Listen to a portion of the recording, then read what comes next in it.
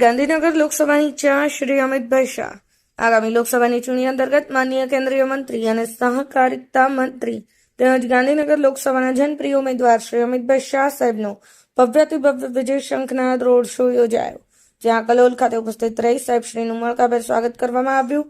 ભારતીય જનતા પાર્ટીના દેવદુર્લભ કાર્યકર્તાઓની ઉપસ્થિતિ અને જન ઉત્સાહે વાતાવરણને કેસરિયા રંગે રંગી દીધું હતું. Bureau report, Patan news 24, Patan.